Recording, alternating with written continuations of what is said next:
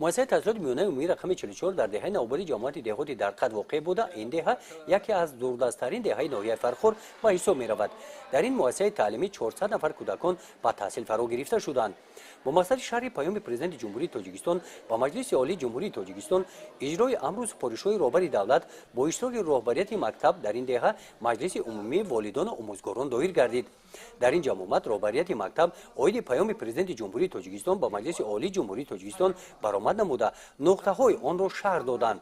قید کرده شد که پرزیدنت جمهوری تاجیکستان سالهای 2019-2021 را سالهای رشد دهات سیاحی و هنرهای مردمی اعلان نمودند. مقصد اساسی از این پیشنهاد عملی گردانی تلاش‌های حکومت مملکت به خاطر باز هم آباد کردن تاجیکستان و حل مسائل‌های اجتماعی اهالی پیش از همه ساحه‌های معارف و تندرستی، تأسیس جایهای کاری، تامین کردن اهالی دهات با آب با صفت آشامیدنی، بنیاد و تجدید راه‌های محلی، رشد اینفراستراکتور سیاحی و انکشاف هنرهای مردمی با طلبات معاصر مطابق ساختن سطح خدمت‌رسانی و بلند برداشتن نیکو احوالی مردم در هر یک دهه و محل اهالینشین بباشد.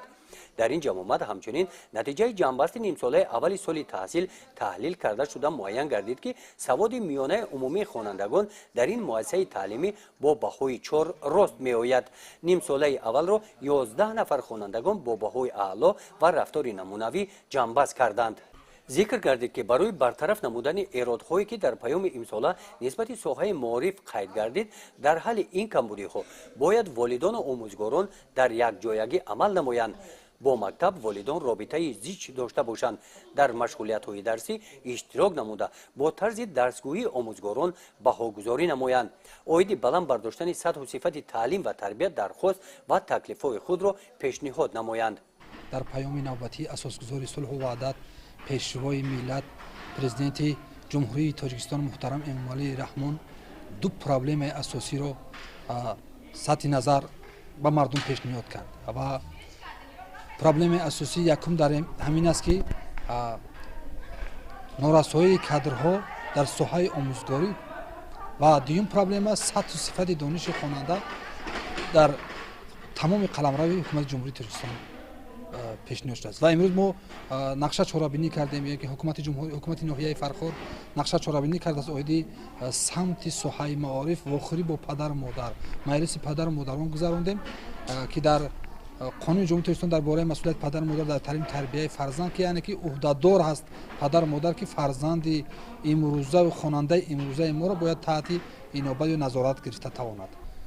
البته ما کلکتیو آموزگاران کوشش کرده ایستادیم که روز از روز در سال 2019 تا سال 2020 که این کمبودی‌هایی که از طرف حکومت جمهوری تاجیکستان از طرف اساسگذار صلح و وحدت پیشوای ملت پرزیدنت کشوران محترم امامعلی رحمان صدا داد ما کاری میکنیم که این کمبودی رو برطرف کنیم. در این مکتب نورسان ذوق بلند ایجادکاری دارند. قید گردید در این جمع تاریخ روزنامه‌های دوری ناحیوی و ولایتی مقاله‌های آنها چاپ گشتند.